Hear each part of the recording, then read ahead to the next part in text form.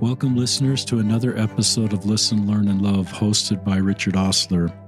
This is a podcast platform where brave people step forward and share their vulnerable, honest stories, and that will be the focus of this episode. My guest on the podcast, who's here in my home, is my friend Mark Morgan. Welcome to the podcast, Mark. Thank you, Richard. Good to be here. Mark and I know each other from high school. We both graduated from Highland High School in Salt Lake City in 1979. We probably weren't in the closest friend group or immediate friend group, but our friend group intersected. I consider Mark a good friend.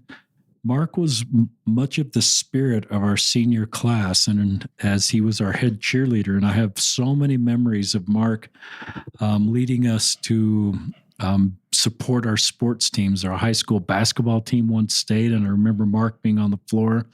I'm looking at our high school yearbook picture, and it says Minnie Morgan. Tell our listeners how you got the name Minnie. So Minnie Morgan came from my best friend in junior high, and I was the smallest in my class. Developed late, wrestled 105 pounds my freshman year in high school.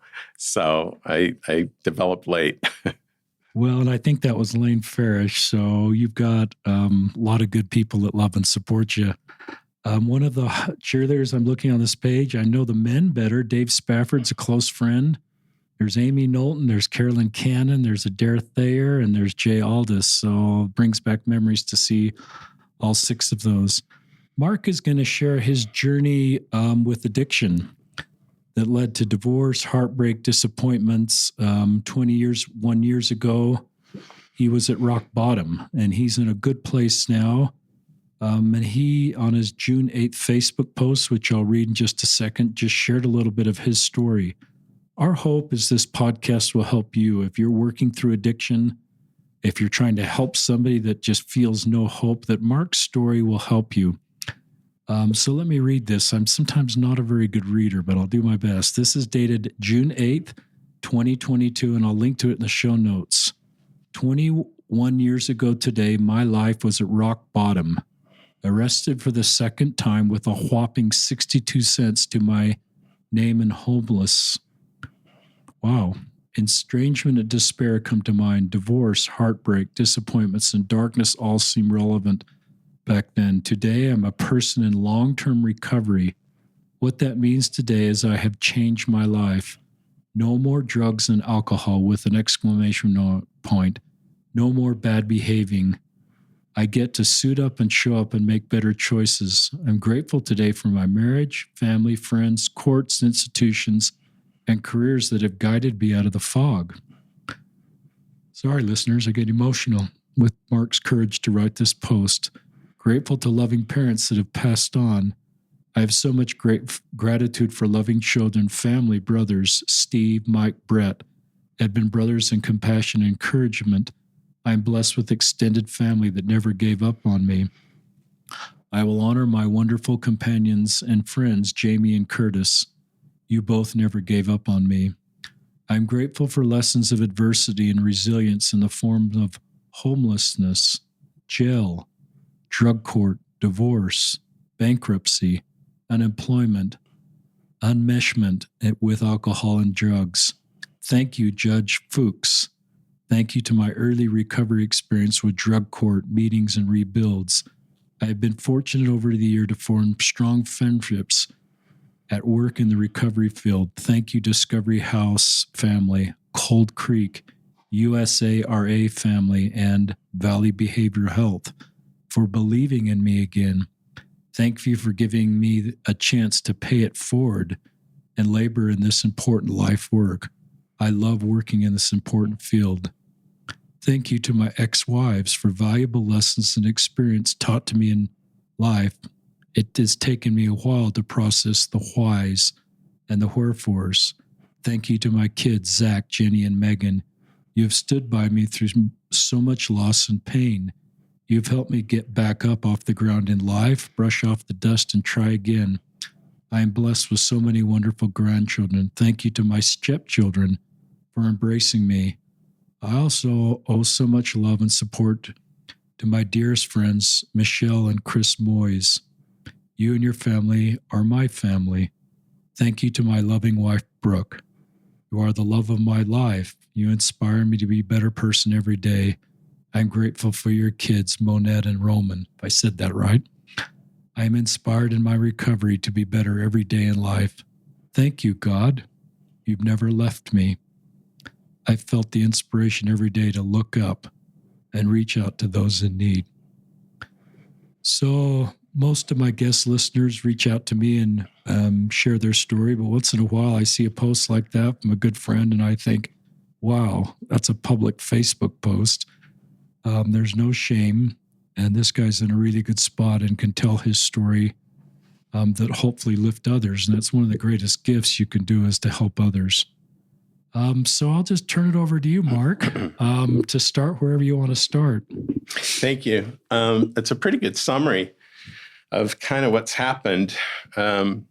It doesn't do justice to some of the early years of being, kind of excited, having fun, experimenting, those high school years where you're invincible.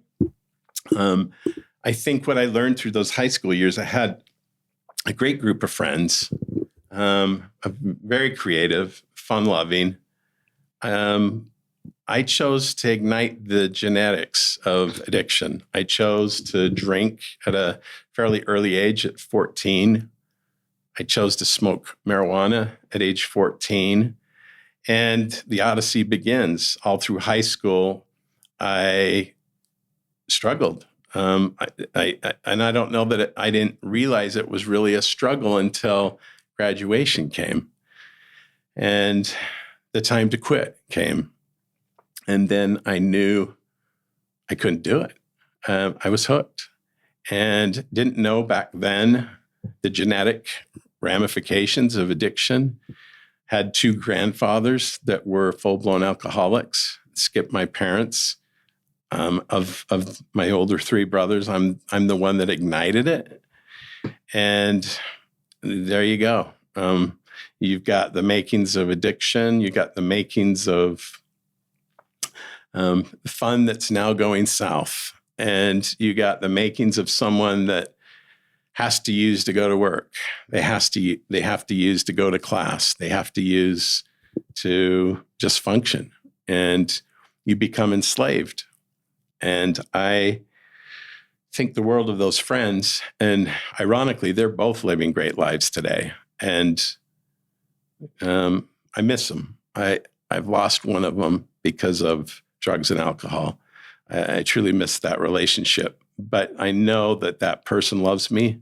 I know he cares about me. And that's the damage of drugs and alcohol, is sometimes there's irreparable damage. Sometimes we don't catch it in time. We don't see that window of opportunity to save the marriage. We don't see the ramifications of the ripple effect of addiction. And they used to say that addiction directly affects 7 people in your life. And we're in Utah with big families, so I always round up to about 21 people that I counted that I really impacted because of my addiction. And back in those days, I was somewhat active in the church, but feeling some guilt and shame, not really attending priesthood and Sunday school and all those meetings. I remember going in to talk to a bishop, and he was a family bishop, very close friends of the family. And I just wanted to talk to someone. I needed connection. I didn't want to go in for any other reason. And about 3 hours later, I came out feeling hope, And his comment, and this was back in 1980, was, we need to get you out of town.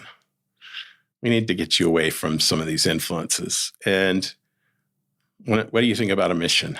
And so my parents were in awe. My girlfriend at the time was in awe that I was even planning on a mission. and I got my call. So this meeting with the bishop happened in January, and I was on a plane to Italy in July. And it was one of the best things that ever happened to me in my life. Aside from a religious experience, it was an incredible, impacting way to grow up, to learn how to study again, to learn how to get along with people, to learn how to love life, especially with the Italian people. They're passionate about life. They live in the now. And it really taught me some valuable lessons that I now relish. And so I had a great mission, returned home, married my high school sweetheart. We were both in school. We were both working full time. Started having kids.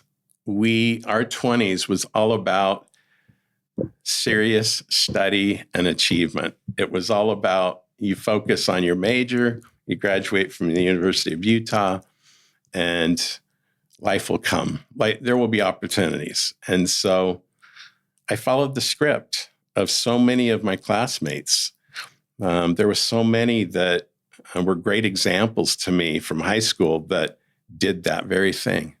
They changed their life. And where I kind of started to stumble and fall was I worked for General Mills right out of college, and it was a wonderful job in merchandising and account management.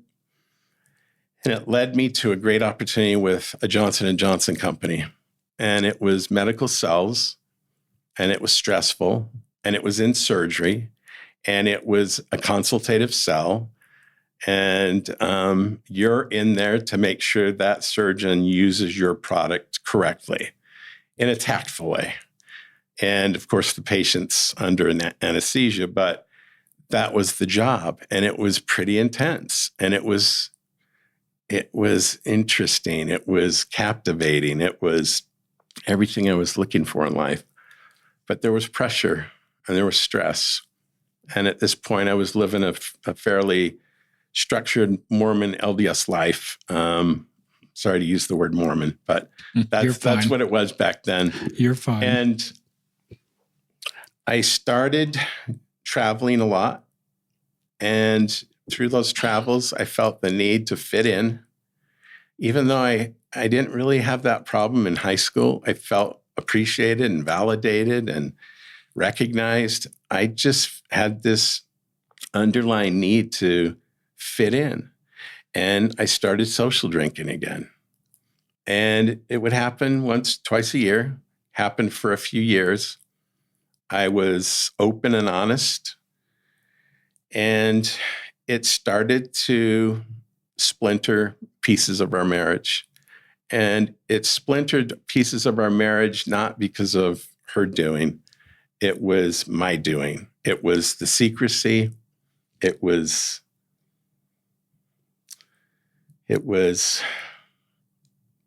omitting things, minimizing, exaggerating, blaming, everything but accepting responsibility. And I pulled it off for quite a while.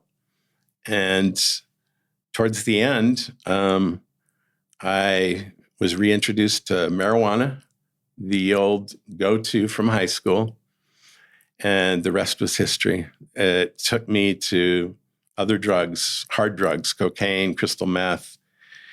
And within 8 months, I was hooked. And I had a wonderful job. I had a wonderful career. I had a wonderful family, the white picket fence, married almost 17 years, and I was hooked. And the big problem was I avoided interventions. I was clever. I was on to my brothers. I was on to my parents. I was on to people that wanted to get me to treatment. And I just didn't think I had that big of a problem. And I was in denial. And back in those days, when you come clean and you're transparent and the neighborhood finds out, it's one of the most devastating things that happens. Embarrassment sets in, shame, guilt, all the things that take us away from a godly relationship. And what I learned was embarrassment cannot be our bottom. It's not enough. Our bottom really is much different. And when I went to Highland Ridge, I had this gifted therapist that was my therapist, and he really helped me change my life. He uncovered some trauma that happened at age 13. And he started to unveil some of the possible reasons I probably got hooked, not to mention the genetic component. But I was traumatized, was involved in a home invasion. My father worked in a grocery store, was a manager. And bottom line, they came into our house. They shot my dad. They terrorized us for about 4 hours. They threatened our lives. We made it through the night. We survived. I got a strong testimony that God lives. I survived that night. So I'll never forget that. And I just hated those people that did that to us. I hated them for what they were about. I hated them for their drug addiction of heroin and for coming down off their heroin, and to find out that everything they received that night, from ransacking our house to taking lots of money from a Safeway store safe, was sold for drugs, was fenced for drugs. And I just vowed that I would never go that direction. I would just never do that to that extent. And so that story comes full circle as we get older and older. And divorce, of course, set in. She was there trying to do relationship counseling. My therapist was there to help us make it work.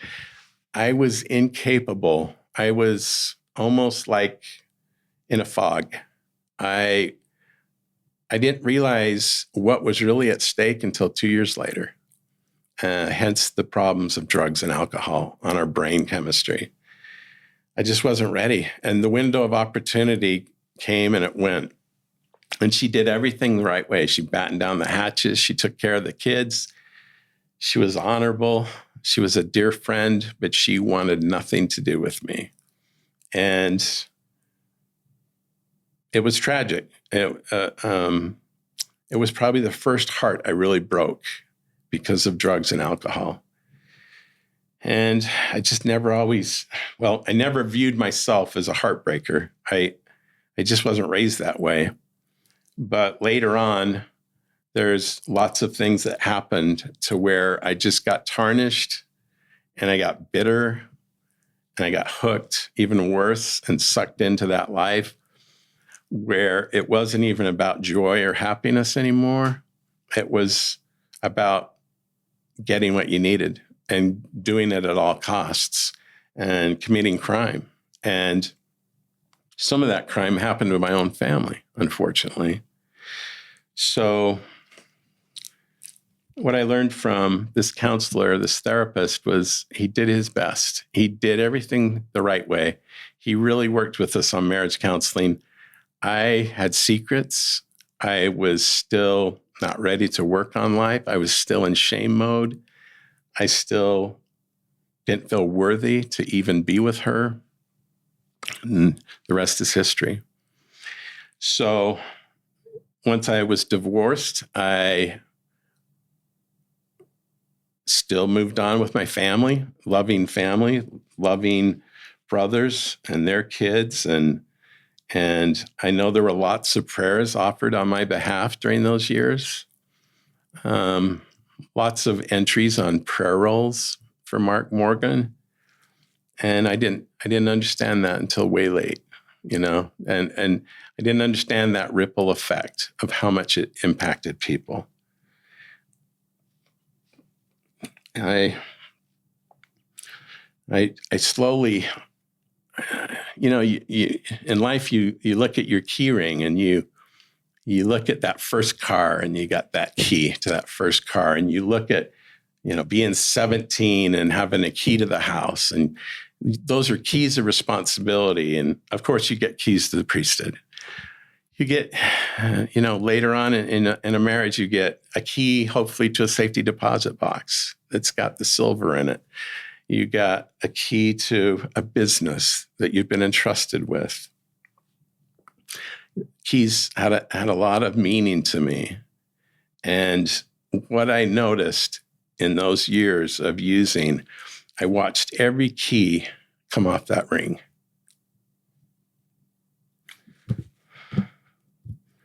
My dad, my mom and dad were in the trenches. They had no fear of that world I was in. They had a spirit of retrieval and probably codependency. I just remember being in a real bad bar, a real tawdry bar with wrong things going on. And I remember drinking and smoking and looking to my left, and my dad was sitting there. And he said, "I finally found you. After 3 months, I've been looking for you. I finally found you. And by the way, your job, your company, Johnson & Johnson, needs their van back that you've kind of hijacked.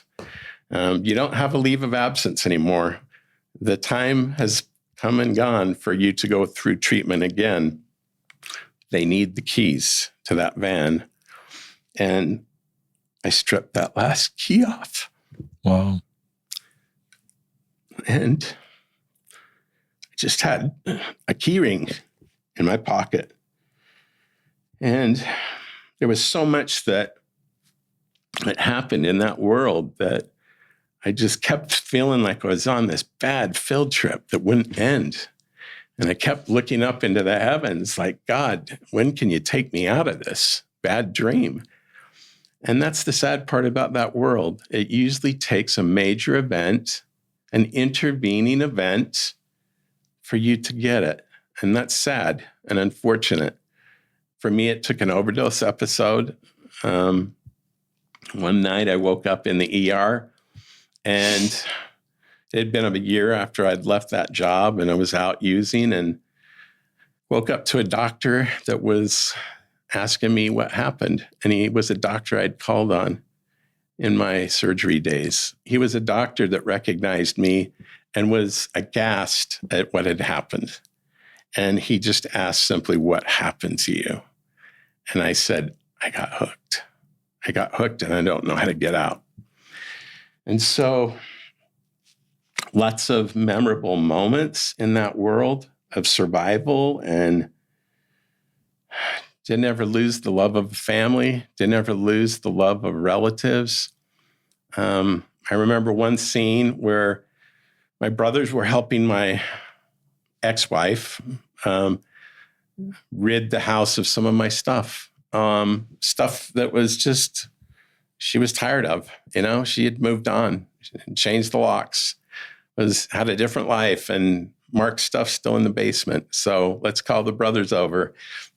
Rented a big dumpster. I remember going there to visit, and I saw this dumpster, and I saw all my stuff getting dumped into this dumpster.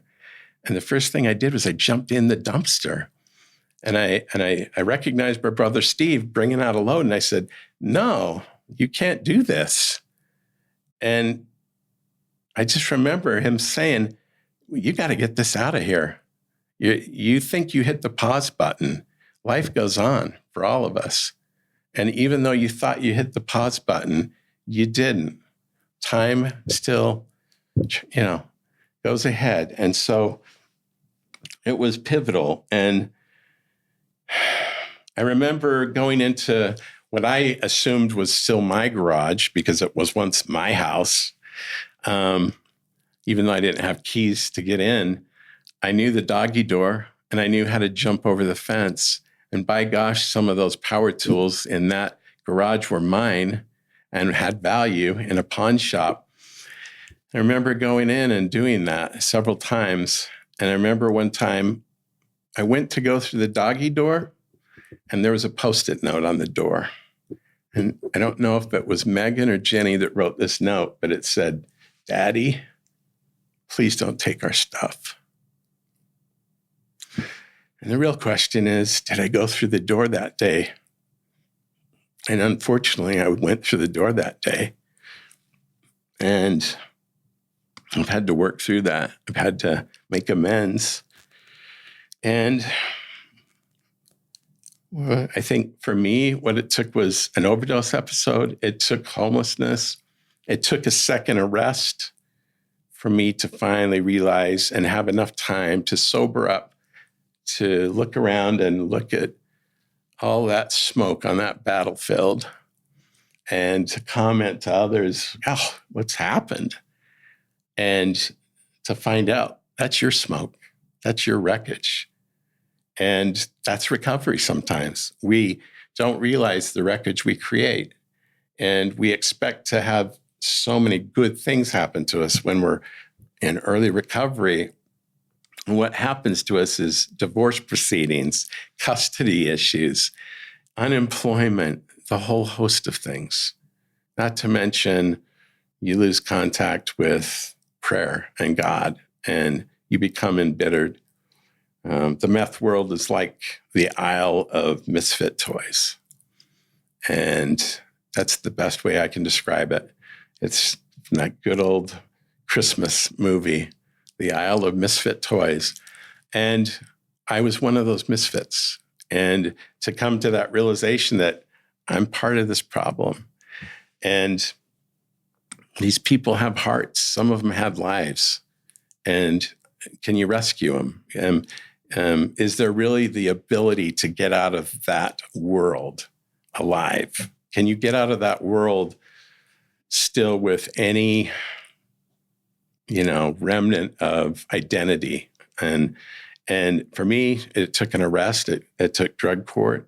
It took really being serious about early recovery and going to lots of meetings. It took a lot of really self-study and learning you don't make amends right away to that brother that you might have harmed. I know it feels right, but it's not the time because they're still looking at their watch, wanting to know when Mark's going to relapse again. And so it's a real trust-building exercise that you go through, and it's got to start from somewhere. And each day that I work, I give people hope that this can be their time. Tell people where you work. I didn't mention that at the beginning of the podcast. Tell people what you do professionally. Yeah, it's just a tangent, and then go back. Yeah, I've had a number of great jobs through the years that have put me right in the field of addiction, and I think it was an answer to my prayers because the one thing I asked for in jail with hitting my knees for the first time in a long while was help me never to romanticize this world again. Just please help me. Don't let me glamorize this world ever again. And my first job in my early years was VOA, Volunteers of America Adult Detox, for the homeless and indigent. And it was a great job, but it was humbling. And it shows you where the disease takes you, the end stage. Then I worked for Discovery House for about 15 years. I worked for Cold Creek Behavioral Health in residential treatment, and I worked for Valley Behavioral Health. I've been there for the last year. And you're licensed and been there helping licensed people? Substance abuse counselor. Okay. I love what you're doing, Mark, and I love people that have a personal story and then sort of clinical expertise to just change the lives of other people. But you're doing a great job of telling your story, so go right back to it. So I think one of the things I've realized is how vital and important early recovery is. And back then, we didn't have a lot of 12-step meetings that were LDS-based. It was a very new program. It wasn't accessible. And if you did access it, there was some shame and guilt about it. It was not open. There weren't flyers posted on cork boards in the church. And so for me, it was going to Fellowship Hall and the Alano Club. It was going to a lot of meetings. I went to 3 meetings a day for almost a year and lived back home with mom and dad at age 40. Their son had come home And I just remember one of the days being in the kitchen with my mom. She just spoiled us with food and great meals. She said, what do you want on your sandwich? Do you want Swiss cheese or cheddar? And I said, Mom, I am just so grateful to have a piece of cheese. You don't know where I've been. And I don't want to tell you where I've been, but it's been hell.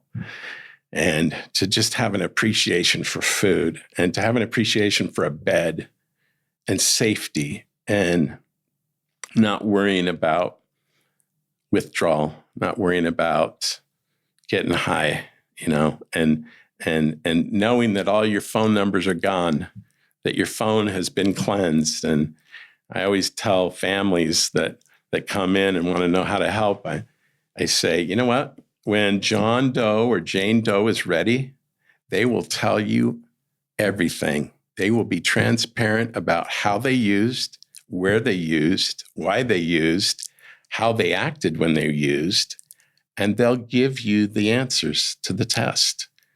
Because I think that most of the time, parents know about 40% of what's going on, really. And maybe that's a good thing. We work in increments as treatment providers to slowly let them know that there's hope. They say it takes the average person 7 treatment episodes to get it. And that's a lot of episodes when you're talking with mom and dad, and it might be their first or second go round. And so it's all about timing. It's all about approach. And today I worked at USARA, which was my job before Valley Behavioral Health. And USARA is Utah Support Advocates for Recovery Awareness. And they're a nonprofit, and they're all about resource connection. They're all about coaching. And for that person that's just not quite willing to go to Fellowship Hall, or he's too embarrassed to go to that LDS 12-step meeting, he can go to USARA, and he can be with people that have lived experience, that are just like him or her.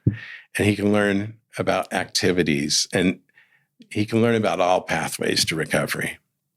And that's probably the beauty of today working in this field, is there's multiple pathways to recovery. And it's just important that you get on one. That, gaming is not an acceptable pathway. Staying indoors, and Lord knows we had our issues with COVID. Everything was jacked up as far as mental health issues and substance use and alcoholism at all-time rates. And thank goodness we're coming out of it. And what we know about addiction, they say that the opposite thing of addiction is connection. And so what has been near and dear to my heart all those years in that world was truly connection to people that cared, and knowing how to go about mending those fences. And today there's ways to mend those fences. There's easier ways. There's more access today. There's more meetings today. There's more sober activities today. There's sober softball. There's sober volleyball. There's so much for that person to reach out and say, I need help. I don't have this thing figured out, and I don't even know if I need treatment, but will you be a coach? Will you help me get integrated into a SMART meeting that's all cognitive based, has nothing to do with a higher power? Or will you help me with Dharma recovery, which is a Buddhist approach with meditation involvement? There's just so much that's out there. So I've brought that experience with me to Valley Behavioral Health, and I really think that's where the rubber meets the road in this whole battle of addiction. Is we've got to find ways to get that person that's detoxed, that's gone through residential treatment, that's done the outpatient program. We've got to find a way to get them involved in that recovery community. And that wasn't available 20 years ago. It was a real hard road to travel. And so I'm just grateful for that. I'm grateful for the experience of getting to share experience, strength, and hope. I'm grateful that I can give others hope that they can do this. And if I can do it, you can do it. And I will help you. I will grab your hand and help you walk through some of this wreckage. I won't do it for you, but I'll let you know about the landmines, and I'll let you know about where the smoke's at, and I'll give you some tips on how to cope with it. And I won't leave your side. And so I'm just honored to be in this field. I've had so many incredible people that have come into my life the last 10 years that, have changed my life. Michelle Moyse and Chris Moyse. And when I lost this second marriage, this one was just it was sad how we lost it, how we lost that relationship. But Michelle Moyse was someone I worked with, and we stood true to our principles, and we honored patient rights, and we walked out on an organization that we were tired of. I've never walked off the job in my life, but I walked out on 9/11 that day with her.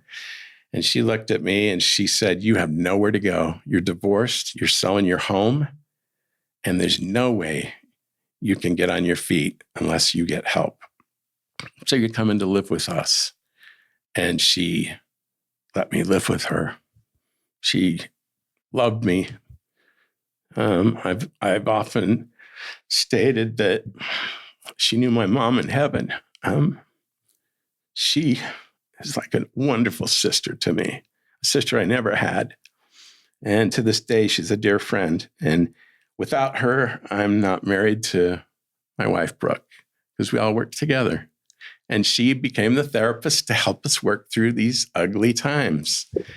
And sure enough, once divorces occurred, and once there was time for people to do their thing and rebuild and not give up, love comes my way again, and this time it's with someone I know and I've worked with for years. So life is good today. It's not about positions. It's not about cars. It's not about the nice things of life that people work so diligent to have in those early 20s.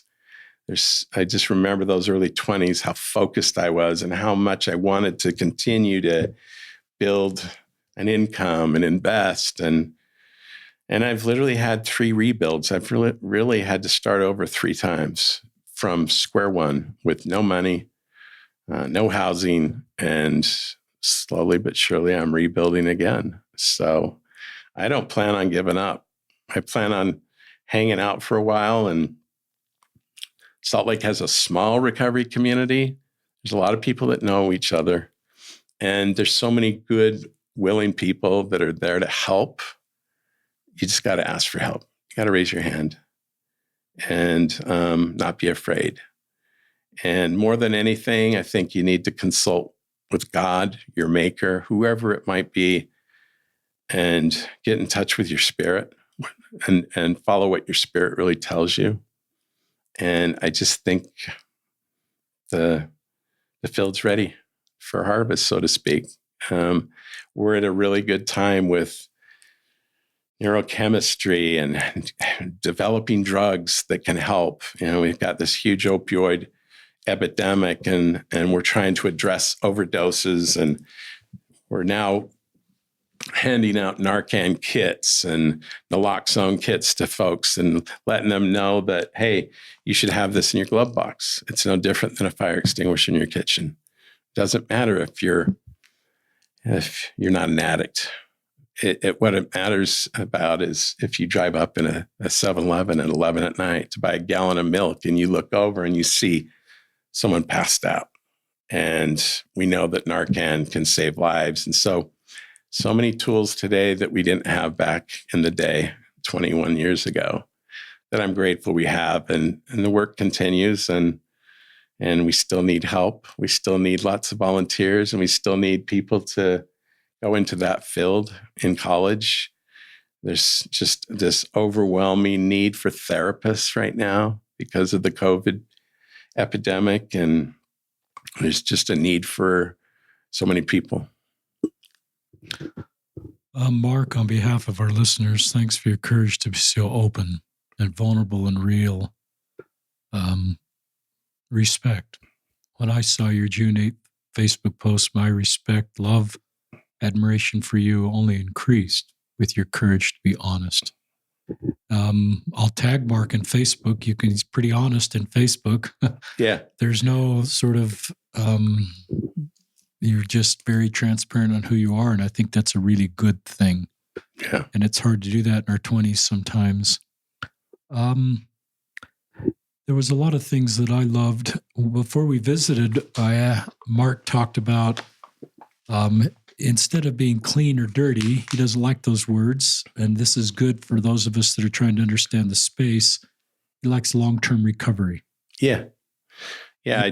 I think in honor of the AA and 12-step program, of course, you're going to introduce yourself as an alcoholic or an addict. However, my days at USARA really taught me, no, you're a person in long-term recovery, and it's important to share the message. And that's what's been missing for a decade or two, is getting that message out. I love you connecting dots on the trauma of your youth. I mean, I'm looking at your 4 high school yearbook pictures. You doubled, in high school yearbooks, listeners, we used to see how many times we could get listed, and Mark has 4, I have 2, so he doubled me. And Mark was a larger-than-life personality in high school. Everybody knew Minnie Morgan. And in some ways, you were the spirit of our class because you and I don't know if you like me talking to you about this because your life has turned out so different than high school, but, there were sports scenes that came and go, but you were the continuity between all of that and part of that group that just brought spirit to our class. There's other names we could mention, but I love that about you, and I still feel that about you. But I love where you connected the trauma from your youth. And I don't think, even though you recognize all the pain and all the carnage, I don't think one day you just said, I'm going to use. I'm going to disappoint my wife or disappoint God or disappoint kids, and this is the way I'm going to do it. It's just us. It's just a way to cope. It's not a good way to cope. But I think it humanizes people that get in this space to realize they didn't said, okay, this is where I want to end up. Mm-hmm. This is the path to do it because I want to be where there's no keys on my key ring. Yep. I love that visual. I love the power of that last key. That was pretty powerful. And there's keys on your key ring today. Yeah. Or fobs or whatever. But I love that you connected, and that's the role of therapists is that would be incredibly traumatic to see your father in a home invasion robbery, the safety of your home, 13 years old, to see your father and your mother, and you experience that and recognize that's part of the coping you did to deal with that. And I think it gives us all more empathy. It doesn't excuse it. Mark's not here not taking responsibility. I hope you picked that up in his Facebook posts. He's not skirting responsibility. He's very aware. Very cognizant of, but he's also connecting the dots and just how this came into his life. And I think that's helpful for other listeners that are trying to avoid this space. One of the things that one of my earlier listeners taught me is to not do the what if, but do what now. And the what if is sort of, and maybe, for all of us, we go back and I wish I could redo this. What if I never use? What if? And I think that's just, and you could talk about this, Mark, I think that's so difficult to go down that space versus just going, okay, what now? I'm looking forward with the reality of my life and what can I do now? How do you get out of that spiral where you go, what if, and just talk to people that are still in that, just thinking my life's over because of this or that. I have no future. There's so much shame and embarrassment. I don't want to live. Yeah. I mean, I think it's vital that therapists get called in because we know so much about trauma today that we didn't know 20 years ago. And they're the experts at helping work through trauma and also letting that person know that they're not alone, that you welcome what they're bringing to the table and you teach them about shame and guilt and the difference. And guilt can be a good thing, but shame is toxic. Shame is when we confuse who we are with what we do. And it's the dark side. It's the adversary. We say that again. We confuse. Who we are with what we do. That's powerful. Yeah. Yeah. Brene Brown's the expert when it comes to vulnerability and shame. And I'd encourage listeners to check her out. She's just phenomenal. Agreed. She's great. She's helped a lot of folks understand shame and guilt and vulnerabilities. And I think today, in this day and age, it's about getting involved. And it's kind of in the early go of recovery. I remember in my second marriage, it was so vital that I found someone that loved recovery and sobriety. And she did. And she was born in Akron, Ohio. And she grew up in Big Book country. And she preached about the Big Book, not to the annoying point, but she understood the program. And I have to attribute my success to those early 5 years. Had it not been for her in my life, I don't know where I might have gone. There's so many that fall off. There's so many that fall out after a year. And it's so difficult to stay involved and to finally get to that realization, this is my life.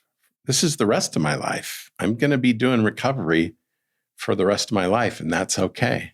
There's benefits, there's joy, there's happiness to that.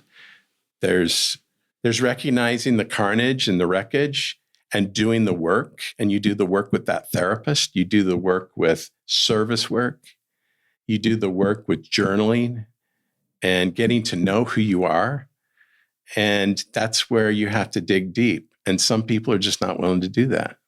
And I think you do have to be transparent. I think you have to get rid of your secrets. Why did you do this Facebook post on June 8th? And why have you've kind of answered this, but Facebook's sort of where we talk about our very best selves and our very best moments and our very best family pictures. And usually social media is presenting our very best selves publicly to the world. And here you are, and you even got a picture of an emblem in your hand. Yeah. Just talk to our listeners why you do that. I think it's to take away the stigma that society has created about addiction, and to start to educate society, start to educate families that their son or daughter has a chronic progressive fatal disease, no different than asthma, high blood pressure, diabetes. It mimics those three diseases. And we don't get upset at Uncle John that has a piece of chocolate cake at the birthday party Friday night. We don't tell him he's relapsed.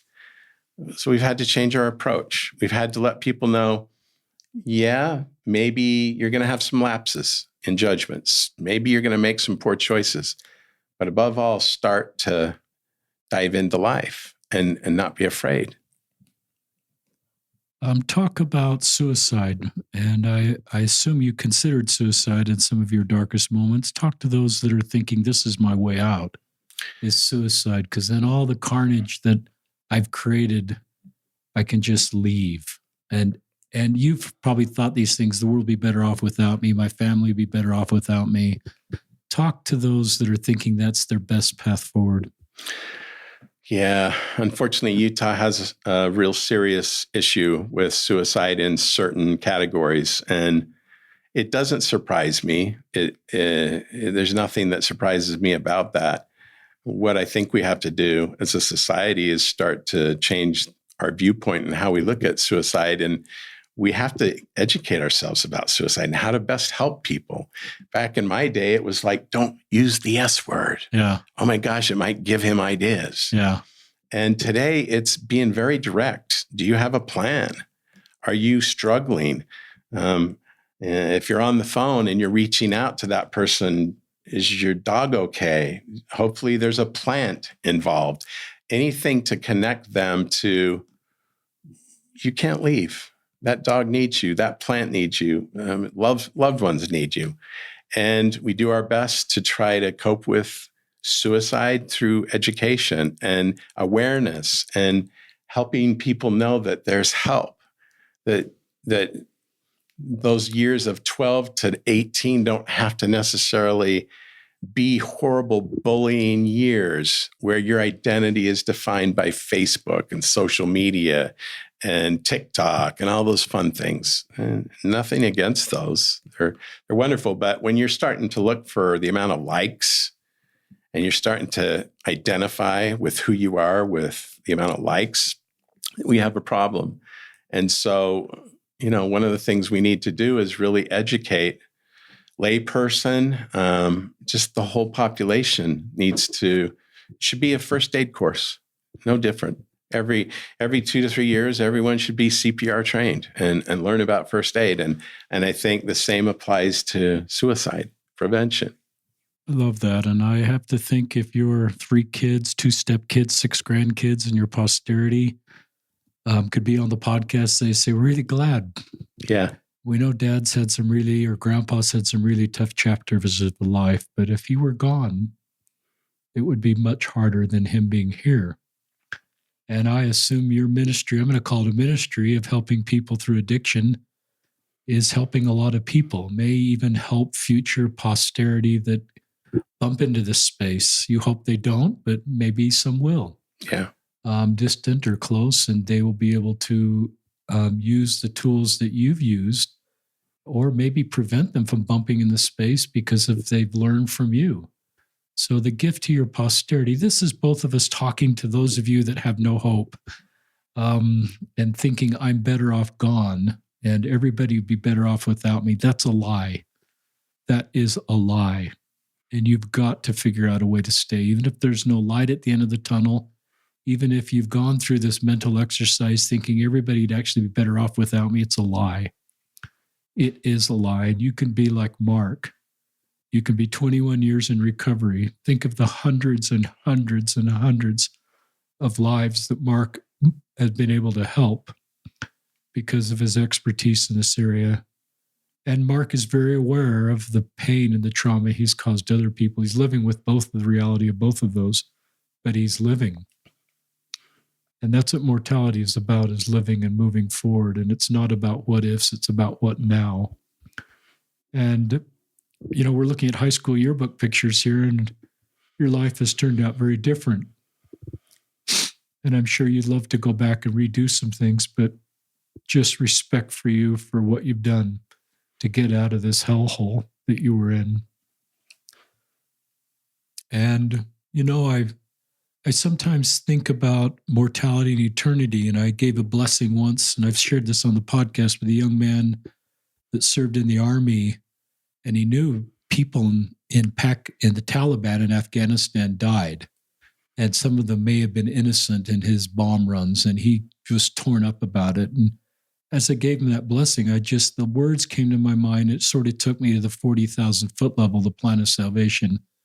Yeah, some people's mortality has changed because of what happened, but no one's eternal possibilities have changed because of the gospel of Jesus Christ. So mortality has changed for you.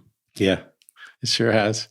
And I still am Minnie Morgan deep down inside. I still have that zeal and spirit and can't do the back handsprings anymore. But that's okay.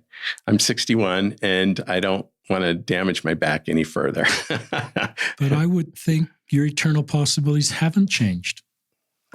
And your eternal dreams, whatever those were, when you got on the plane from Italy coming home, it's different. But I would hope your eternal dreams. So that's both of us sort of talking to you out there that have lost hope and feel like I've gone so far that everything, mortality and eternally, has changed. We're kind of doing this podcast in the context of high school because that's our connection. And I'd like you to share this segment. We talked about it earlier. And our senior class president, which is a larger-than-life personality, just like you, Mark, is Spencer Kirk. And Spencer's kept our class reunion together. We feel like we had an exceptional class. I've theorized that one of the reasons is we were the first freshmen that went to high school, so we didn't get to be the oldest in junior high. So by the time we got to be seniors, we were kind of had pent-up demand to really make that a good experience. That's my hypothesis. So I think we had a great senior year, and we weren't burned out, and we were very together and unified and accomplished a lot. But I remember being involved with our 30th reunion, and Spencer Kirk, who was our senior class president, couldn't find you. And he kind of got word through the grapevine that you were in, and it sounds like you were in a recovery stage then, but it wasn't a point at your life where you felt comfortable coming to the reunion.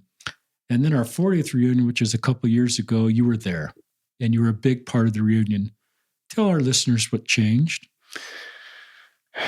I think you talked about shame before we went.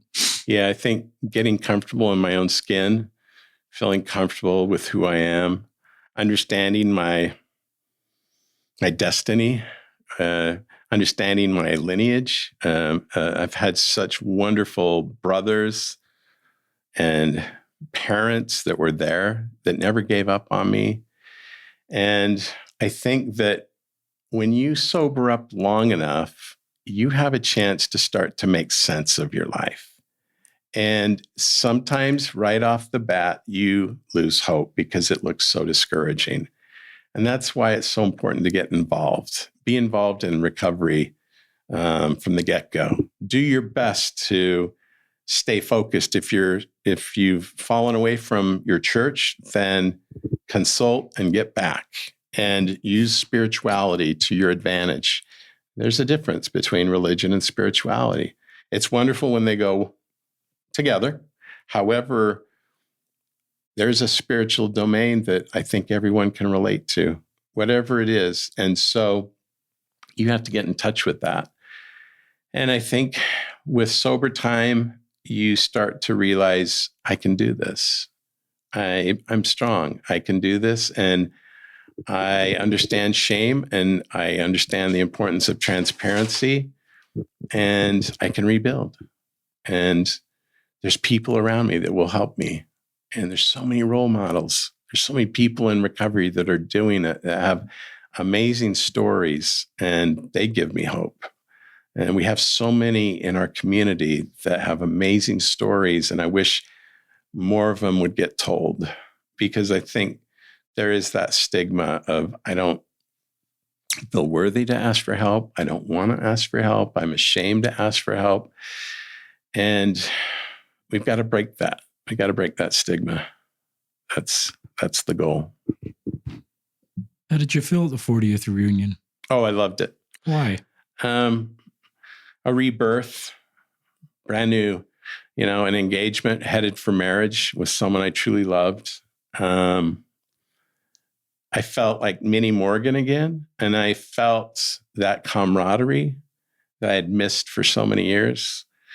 And I do think the world of Spencer Kirk and all those friends, all that segment. There's so many classmates that I didn't know that I know today that have reached out and asked for help. And cool. I've done my best to try to help them. And so I think high school was a magical time. And I agree with you. I think we had a real special class.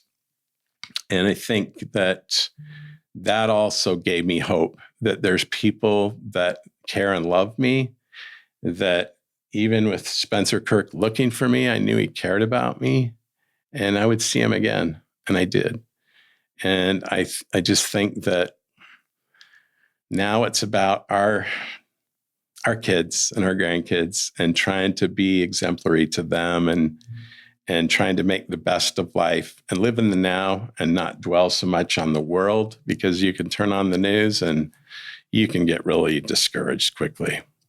And so if you have things in your life that are constructive and wholesome and spiritual, then there's a lot of hope. I think it brings you back. And I felt like God always looked out for me. He never left me.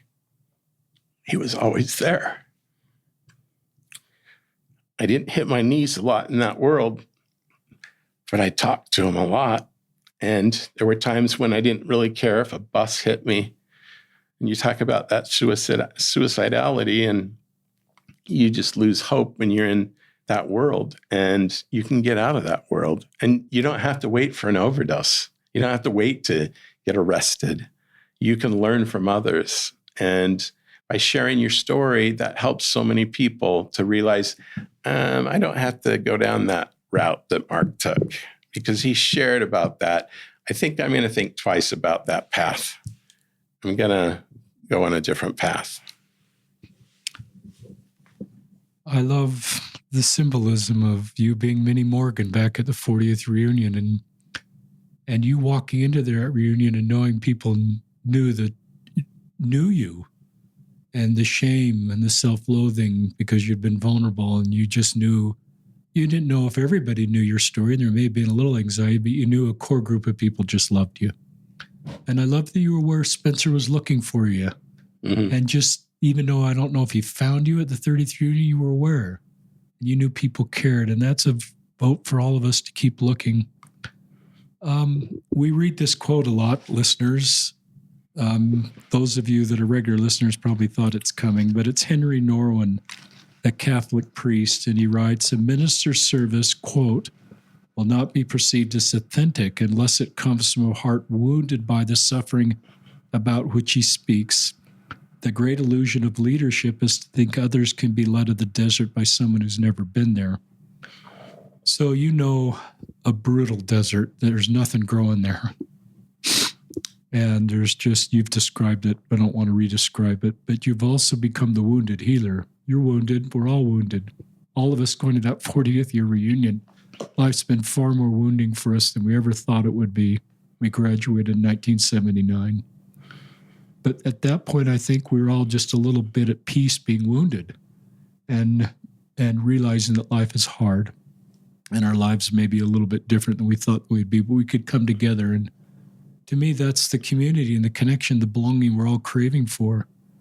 And you're helping us create that by being vulnerable, Mark. And I love also that you always knew you weren't outside God's love, even though you weren't praying on your knees.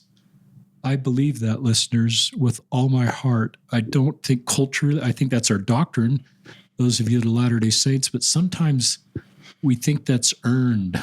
There's things that are earned as a Latter-day Saint, like a temple recommend, but there's things that I don't think are earned. And to receive God's love and to have God's influence and to be able to reach out to God is there because we're his children.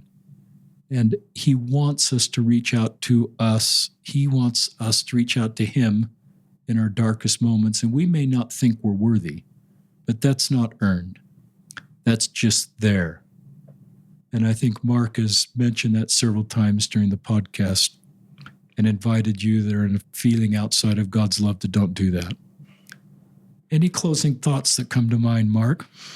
Well said. I appreciate the opportunity to be here to tell some of the story and give people hope, give listeners hope that there's light at the end of the tunnel.